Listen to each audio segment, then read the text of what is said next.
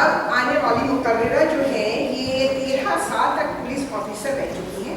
انہوں نے اپنی ادبی زندگی کا آغاز افسانوں سے کیا اور 1986 میں انہوں نے باقاعدہ شاعری کا بھی آغاز کیا. مشاعروں میں حصے لیے اور ان کی پہلی کتاب اس سال اپریل میں شائع ہوئی ہے دشت جہاں کے نام سے. میں ان سے گزارش کروں گی کہ وہ یہاں پر تشریف لائیں اور فرخندہ کے بارے میں اپنے خیالات. فرخندہ وہ کتاب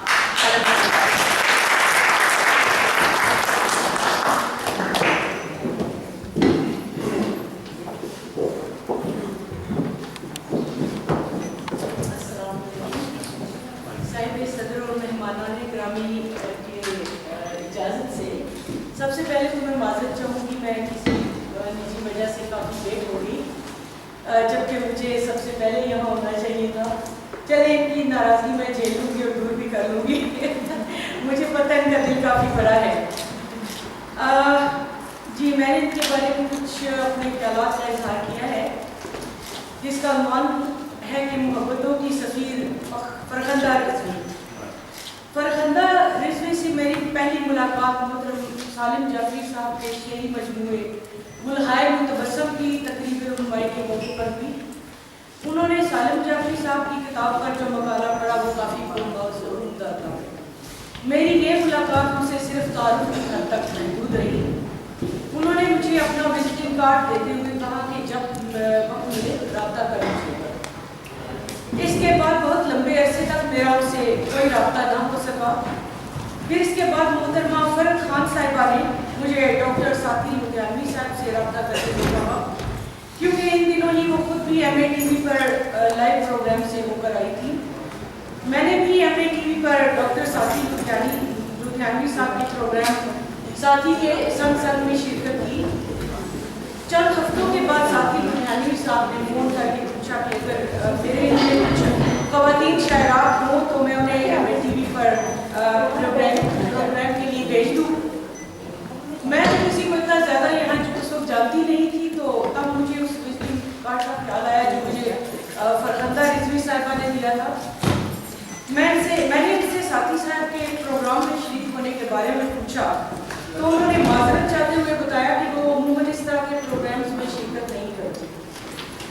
اس روز پر فون پر ہماری کافی لمبی گپ شپ ہوئی. انہوں نے مجھے گھر آنے کی دعوت دی، جس پر میں نے کسی روز ان کے وہاں جانے کا وعدہ کیا. پھر چپکے سے کئی ماہ سرک گئے اور بات آئی گئی ہو گئی. ایک بار امجد بھائی نے بھی ای میل میں مجھ سے پوچھا تھا کہ کیا میں فرخندہ رضوی سے مل چکی ہوں، تو میں نے انہیں بتایا کہ مجھ سے ملنے کا اتفاق سالم جعفری صاحب کی تقریب میں ہو چکا ہے. تب انہوں نے کہا کہ مجھے ضرور ان سے مل لینا چاہیے، کیونکہ وہ شعر و ادب کی خدمت میں پیش ہیں اور اردو زبان کی ترقی اور ترویج کے لیے بہت محنت کرتی آئی ہے. اس کے بعد جب بھی میری امجد بھائی سے فون پر بات ہوئی، انہوں نے ہمیشہ فرخندہ صاحبہ کا نام بہت احترام اور شفقت سے لیا اور ہمیشہ ان کی علمی اور ادبی خدمات کا ذکر کیا. اب سے چند ماہ قبل مجھے فرخندہ صاحبہ کے یہاں جانے کا خیال آیا. میں نے جب انہیں فون پر اطلاع کی تو انہوں نے بڑی محبت سے خوش آمدید کہا. خیر ہماری ملاقات ہوئی اور یہ ملاقات جو میرے خیال میں کافی مختصر ہو سکتی تھی اچھی خاصی طوالت پکڑ گئی. انہوں نے بے حد محبت سے ہماری توجہ کی. 4-5 گھنٹے کی ہمراہی میں کیسے گزر گئے پتہ تک نہ چلا. مجھے گمان بھی نہ تھا کہ پہلی ہی ملاقات میں وہ مجھ سے گہری سہیلی کی طرح اتنی گھل مل جائیں گی کہ اجنبیت کا احساس تک بھی چھو نہ پائے گا.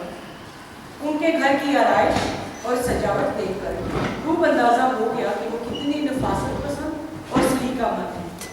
ان کے گھر کے کونے کونے سے محبت کی خوشبو محسوس ہوئی. خیر بادل نخواستہ ان سے رخصت نہیں، لیکن شاید دوسرے یا تیسرے دن انہوں نے ہماری ملاقات کی کوریج اور فوٹیج تمام اخبارات میں پبلش کر دی. میں نے فیس بک پر ان رپورٹس کو اور تصاویر کو دیکھا تو حیران رہ گئی. ان سے بات ہوئی تو میں نے ہنستے ہوئے کہا، ارے آپ نے تو ہماری ملاقات کو افسانہ بنا دیا. تو بڑے شگفتہ لہجے میں بولی، بھائی دیکھ لیجیے ہم تو ایسے ہی ہیں. ان کی یہ محبت دیکھ کر خوشی سے آنکھیں بھر گئیں. خیر یہ تو ہماری ملاقات کا احوال تھا. اب کچھ ذکر ان کی شاعری اور نثر نگاری کا بھی ہو جائے. میرے پاس ان کی 3 کتابیں ہیں، زیر لب خندہ، پھر یہ صبح کہاں اور تیسری کتاب قلم خندہ جو 2 روز پہلے ملی اور آج جس کی رسم اجرا ہے۔ انہوں نے اپنی کتاب قلم خندہ میں جو تنقیدی مضامین، تجزیے، تبصرے، مضامین اور سفر نامچہ شامل کیا ہے، اس پر میں ان کی ہمت اور محنت کی داد دیتی ہوں۔ جس طرح انہوں نے بنا دیکھے بغیر کسی سے ملے شخصیات کی ایک ایک تصنیف پر مضامین لکھے، اس نے مجھے حیرت زدہ کر کے رکھ دیا۔ انہوں نے ان تمام مصنفوں کی کتابوں کو نہ صرف یہ کہ پر بغور پڑھا ہے، بلکہ بین السطور مطالب اور احساسات کو نہایت خوبی سے سمجھا اور ان کو اپنے انداز میں بڑی صراحت کے ساتھ پیش کیا۔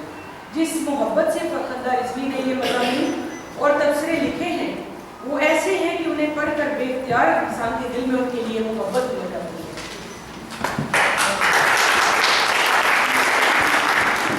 پھر یہ صبح کہاں جو کہ افسانوں کا مجموعہ ہے، وہ بھی میں نے پڑھا ہے۔ ان کا انداز بیاں بہت شستہ اور خوبصورت ہے اور ہر کہانی کا پلاٹ بہت مضبوط اور منطقی ہے۔ اس کی وجہ یہ ہے کہ انہوں نے اپنے ارد گرد بکھری کہانیوں کے کرداروں کا درد محسوس کیا اور نوکے قلم کی زبان سے بیان کر دیا۔ وہ ایک حساس ترین، نڈر اور بے باک قلم کارا ہیں، جنہیں قلم کی آبرو کا پاس ہے اور جو اس کی حرمت کو عزیز رکھنا چاہتی ہیں۔ ان کا سفر نامچہ پڑھ کر ان کی صلہ رحمی اور خدا ترسی کا بھی اندازہ ہوا، اور یہ بھی کہ وہ رشتوں کی بے انصافیوں اور زیادتیوں کو معاف کرنے کا حوصلہ بھی رکھتی ہیں اور ان کا مکافاتی عمل پر بھی ایمان ہے۔ ہر کسی نے اپنے انداز میں ان کو مختلف حوالہ جات سے سراہا، جیسے جناب صفدر رمضانی صاحب نے انہیں اپنے اشعار کی عملی صورت لگی، ایوب سندھیا صاحب کو ان کی برادری کی سطح پر ملنے کی ادا اچھی لگی، امجد بھائی کو فرخندہ رضوی کا بھائی کہہ کر مخاطب کرنا اچھا لگا۔ اگر سب کے مضامین کے حوالے دوں گی تو بات بہت لمبی ہو جائے گی۔ مجھے جو بات انہیں سب سے اچھی لگی وہ یہ ہے کہ ان کی صاف گوئی۔ مجھے وہ ایک ایسے ڈاکٹر کی طرح لگی جو شوگر کونین کی گولیاں تجویز نہیں کرتا، بلکہ براہ راست کڑوی تسلی گولیاں نکلنے کا مشورہ دیتا ہے۔ وہ جو محسوس کرتی ہیں پھٹ سے کہہ ڈالتی ہیں، اور یہ جرت بہت کم لوگوں میں ہوتی ہے۔ ان کی شخصیت ہمہ جہت پہلو رکھتی ہے اور وہ بہت سی خوبیوں خود میں سمیٹے ہوئے ہیں جو کہ خدا داد ہیں۔ ان کے شعری مجموعے زیر خندہ کو بھی میں نے پڑھا ہے۔ ان کی شاعری میں بھی وہ بے ساختگی اور معصومیت ہے جو خود ان کی اپنی شخصیت کا خاصہ ہے۔